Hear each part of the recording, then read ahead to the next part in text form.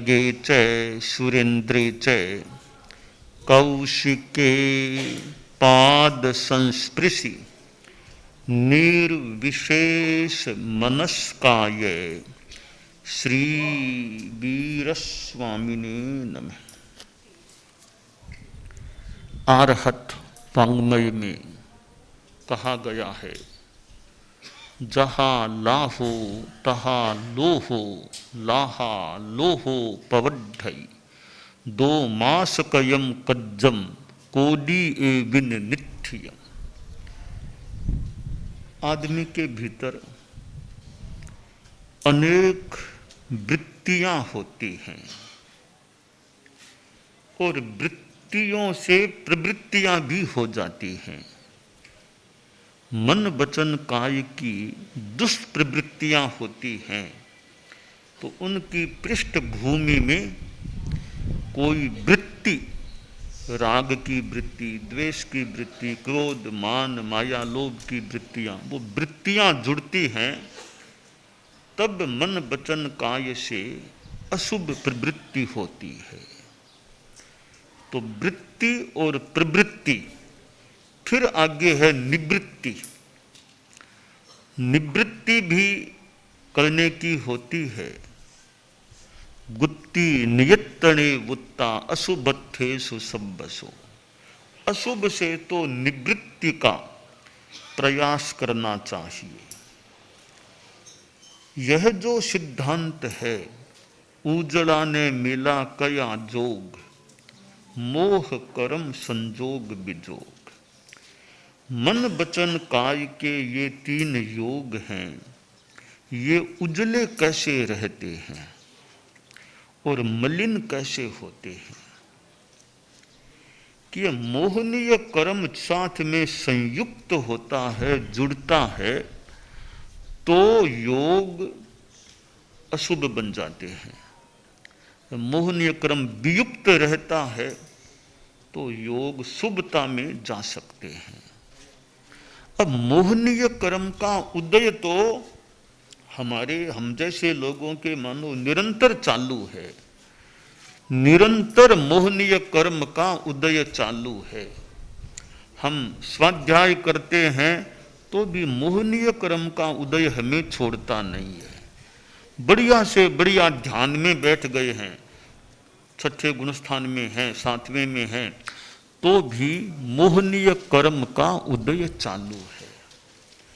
अब प्रश्न है, योग अशुभ कैसे बनेंगे? मोहनीय क्रम तो चालू है ही है। शुभ योग है तो भी मोहनीय क्रम का उदय, अशुभ योग है तो भी मोहनीय क्रम का उदय। तो यहाँ एक विचार आया है, मैंने पहले भी एक बार प्रकट किया था कि मोहनीय क्रम का उदय ऐसा लगता है दो प्रकार का होता है। एक सुप्त अवस्था का मोहनीय कर्म का उदय, एक उत्तेजित या जागृत अवस्था का मोहनीय कर्म का उदय, अथवा निष्क्रिय, प्राय निष्क्रिय मोहनीय कर्म का उदय और सक्रिय मोहनीय कर्म का उदय। योग मलिन कब बनते हैं कि मोहनीय कर्म का उदय जागृत होता है, सक्रिय होता है, वो हमारे योगों से मिलता है तो मन वचन काय की प्रवृत्तियां अशुभ हो जाती हैं। सहज रूप में तो उदय हमारे दिन रात चालू ही है, उसे हम रोक भी नहीं पाएंगे वर्तमान में हम। तो उस उदय से योग अशुभ होंगे तब तो दिन रात योग अशुभ ही रहेंगे, तो ऐसी बात नहीं है। मोहनीय क्रम का भले उदय है, वो बड़ा शांति में है, तो हमारे योग शुभ रह सकेंगे। मोहनीय क्रम का उदय उत्तेजित है, तीव्र है या जागृत रूप का है, तो हमारे ये योग अशुभ बन जाते हैं। तो यह एक विचार, क्योंकि आज साध्वी प्रमुखा जी भी हैं, साध्वी वरिया भी, दिनेश जी तो पहले भी थे, मुख्य मुनि भी पहले थे। आज तो मेरे मन में यह एक विचार यूँ स्पष्ट हो रहा है कि यह जो है कि उजला ने मिला कया जोग, मोह कर्म संजोग विजोग, यानी कसाय है वो योगों के साथ मिलेगी तब योग अशुभ। बाकी कसाय तो है ही है, उदय भी चालू ही है, वो उदय अपने रास्ते से जा रहा है, कसाय आश्रव तक अपने रास्ते में है, योग अशुभ नहीं बनेगा। वो कसाय आश्रव इस योग के रास्ते में आ गया तो योग अशुभ हो जाएगा। जैसे अन्न नली और श्वास नली, दो नलियां होती है। अन्न नली हमारे शैक्षिक शिक्षा वर्ग वाली साधियां भी होंगे, सन्मति शिक्षण कक्षा के संत भी होंगे, तो वे भी ध्यान से सुनने का प्रयास करें कि दो नलियां है ना, अन्न नली और श्वास नली। तो अन्न नली में अन्न जाएगा तो कोई दिक्कत नहीं, वो अन्न श्वास नली में अगर इधर आ गया तो भयंकर कठिनाई हो सकती है। श्वास नली में आ गया तो अन्न नली में जाएगा, कोई दिक्कत, आराम से जाओ, खाना अपना काम करो। इसी प्रकार कसाय कसाय की नली में चलता रहे तब तक कोई हमारे योग को खतरा नहीं। और कसाय योग वाली नली में यानी रास्ते में आ गया तो योग हमारे अशुभ हो जाएंगे। तो हमारे विद्यार्थी जो साधु साधियां हैं उनको मैं इस उदाहरण से समझाना चाह रहा हूं कि श्वास की नली और अन्न की नली, भोजन अन्न की नली में जाए तो खतरा नहीं, वो श्वास नली में उधर कुछ थोड़ा सा भी आ गया है तो वो खतरा है भी। तो इसी प्रकार कसाय कसाय के आश्रव के रास्ते में चले तो योगों को खतरा नहीं है। अगर कसाय योग वाले मार्ग में आ गया है, थोड़ा भी आ गया तो कसाय मलिन हो सके, योग मलिन हो सकेंगे। तो हमारा क्या फर्ज है कि वो अन्न नली वाला कण चीज श्वास नली में न आ जाए, यह हमारी यानी सावधानी कह दें।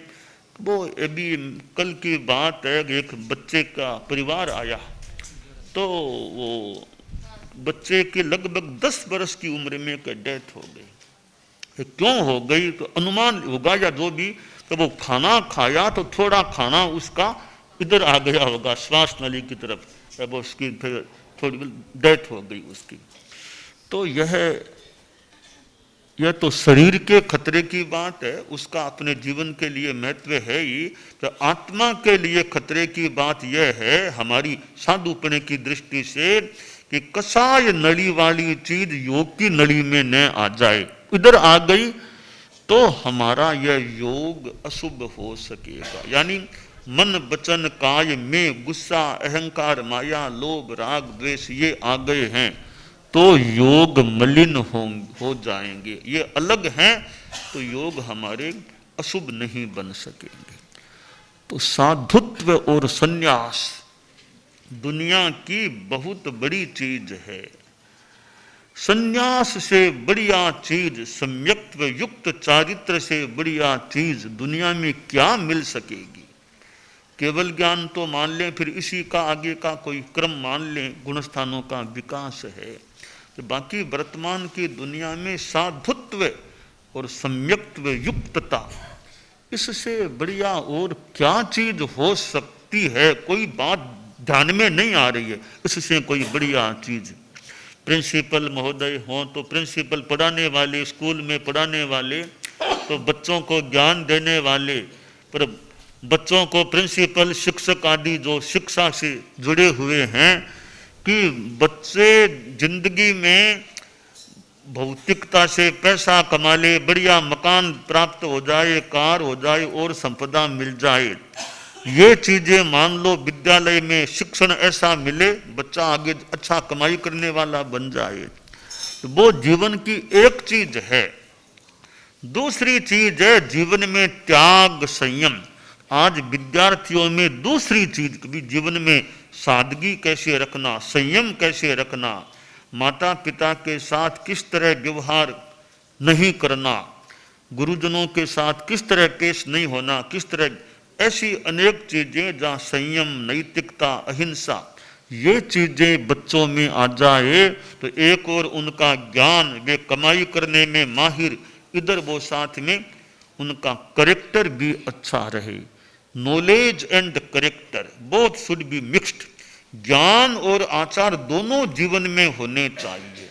कोरा ज्ञान है ठीक है, मान ले 50% मान ले, कुछ मान ले % आ गया, साथ में करेक्टर नहीं है तो कमी है। तो only knowledge may be half, only character also may be half, both are mixed then complete one may be. तो पूर्ण एक कब बनता है? ज्ञान और आचार दोनों का समन्वय हो जाए। हमारे साधु साध्वियां, हम लोग चारित्र आत्माएं हैं, तो श्रुत और शील संपन्न, कि श्रुत और शील दोनों होने चाहिए, कि इधर सम्यक्त्व भी है और इधर चारित्र भी निर्मल है, दोनों चाहिए। अब मैंने संतों के बीच एक दिन बताया था कि यह श्रुत यानी सम्यक्त्व और चारित्र दोनों में किसका कितना महत्व है। तो मैंने एक अनुमान, एक कल्पना सीखी हमने कि 50% से ज्यादा मूल्य तो सम्यक्त्व का है और 50 से कम प्रतिशत का मूल्य चारित्र का है। इसका आधार क्या? तो मैंने संतों से थोड़ा एक आगमिक आधार बताने का प्रयास किया कि भगवती सूत्र में 4 भंग आए हैं कि देशा राहे, देश विराहे, सब्बा राहे, सभ्य विराहे। तो देशा राहे कौन है? शील संपन्न है, श्रुत संपन्न नहीं है, वो देश थोड़ा देश आराधक है। और जिसमें सम्यक्त्व तो है, श्रुत है, चारित्र नहीं है, तो वो देश विराही, थोड़ी कमी है। इसका मतलब अंदाज है ज्यादा महत्व सम्यक्त्व का है और चारित्र का उसकी तुलना में महत्व कम है। देखिए, सम्यक्त्व आ गया है तो एक कालावधि में मोक्ष का होना मानो सुनिश्चित है। यूं ऊपरी रूप में क्रिया अनंत बार भी आ गई है, ऊपरी तौर पर मोक्ष का कोई इतना नैकट्य वाला नहीं, देश आराधकता भले हो जाए। तो इसलिए सम्यक्त्व और चारित्र में ऐसा प्रतीत अनुमानित हो रहा है कि 50% से ज्यादा मूल्य सम्यक्त्व का है और 50% से कम मूल्य चारित्र का है। तो सम्यक्त्व निर्मल है, पुष्ट है, तो चारित्र कभी निर्मल होगा ही होगा और कोई उपाय है ही नहीं। चारित्र को निर्मल होना ही पड़ेगा, यथार्थ चारित्र को आना ही पड़ेगा। अगर सम्यक्त्व अच्छी है, आ गई है, और कोई रास्ता है ही नहीं चारित्र के लिए कि उसको तो सम्यक्त्व जिसमें आ गई है कभी न कभी यथार्थ चारित्र को आना ही पड़ेगा। पर ऊपरी तौर पर चारित्र आ गया, ऊपरी तौर पर तो सम्यक्त्व को आना ही पड़ेगा, यह कोई नियम नहीं है। हमारे विद्यार्थी साधु साध्वियां भी सुन रहे होंगे। तो अभव्य जीव है, ऊपरी तौर पर उसमें चारित्र या शील या क्रिया आ भी जाएगी, अनेक बार भी आ गई हो, पर सम्यक्त्व उसमें आएगा बिल्कुल नहीं आएगा। पर सम्यक्त्व किसी में आ गया तो चारित्र जरूर कभी न कभी आएगा। इसलिए सम्यक्त्व का बहुत महत्व है। और सायिक सम्यक्त्व प्राप्त हो जाए फिर तो कहना ही क्या। सायिक सम्यक्त्व आ गया, बहुत अच्छी संपदा आ गई है, अब तो सायिक चारित्र में भी ज्यादा देर नहीं है। मान लो एक अवतारी हो, मान लो कुछ 1-2 जन्म मान ले, ये जन्म अगला फिर अगला, बस फिर तो यथार्थ को आना ही आना। तो सम्यक्त्व हमारा पुष्ट रहे। और सम्यक्त्व के लिए एक तो ये आस्था, भाई जो सच्चाई, तमेव सत्यम निसंकम जम जिनेहिम पवेयम, वही सत्य, वह सत्य ही है, वही निसंक, वह निसंक ही है जो जिनेश्वरों ने प्रवेदित किया है। बस उनका प्रवेदित किया हुआ सत्य ही है। मेरे बोलने में, मेरे मानने में कहीं कोई मिस्टेक, कहीं अयाथार्थ्य हो सकता है। जिनेश्वर देव ने जो प्रवेदित किया है उसमें कहीं कोई अयाथार्थ्य को अवकाश नहीं है। तो यह निष्ठा हमारी रहे, जिनेश्वरों ने जो प्रवेदित किया है वह सत्य ही है, वही सत्य है, वह निस्संक ही है, वही निस्संक है। तो यह निष्ठा मजबूत है, तो यह एक सम्यक्त्व को संपोषण देने वाला तत्व प्रतीत हो रहा है। दूसरे में तत्वबोध का प्रयास भी हो, अनाग्रह भाव से, आग्रह दुराग्रह नहीं, कि तत्व को यथार्थ रूप में समझने का हम प्रयास करें। वो वृत्ति है कि यथार्थ को ग्रहण करने का या समझने का प्रयास करें। और तीसरी बात है कसाय की प्रतन्नता। मेरे कोह मान माया लोभ कसाय है, वो पतली रहे, कसाय पतला रहेगा तो यह भी हमारे सम्यक्त्व के नैर्मल्य में सहायक बन सकेगा। आज चतुर्दशी है, पौष कृष्णा चतुर्दशी, और यह थोड़े सर्दी का समय है, फिर भी हमारे साध्वियाँ भी पधारी हैं। इतनी संत तो खैर हमारे यहाँ है ही, फिर भी कहीं ठंड में और में कहीं बैठे होंगे, कहीं ठंड भी लग सकती है, फिर भी संत लोग भी और यहाँ विराजे हैं। तो यह हमारा चतुर्दशी है, इसलिए इतना आगमन हो गया, वरना तो साध्वी प्रमुखा जी भी चतुर्दशी है तो पधार गए, हमने कह दिया, वरना तो रोजमर्रे में है नहीं क्रम, ने हमने रख रखा है कि साध्वी प्रमुख जैसा हम कह दें वो इनके लिए मानो महत्व, तो हम कहें तो तैयार है, हमको अभी जरूरत नहीं है, अपने ठिकाने में रहो।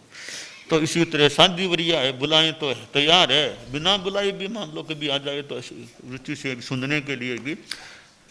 परंतु मुख्य बात है साधु साधियों की उपस्थिति है, वो उपस्थिति में होने से कुछ हमारी प्रेरणा स्मरणा चर्चा कुछ हो जाए, कुछ ज्ञान की बातें चल जाए, तो चतुर्दशी हमारे लिए एक हमारे धर्म संघ में खासकर गुरुकुलवास में शायद विशेषतया यह एक आयोजन जो हाजिरी का हो रहा है इन वर्षों में, यह भी अपने आप में बड़ा उपयोगी हो सकता है।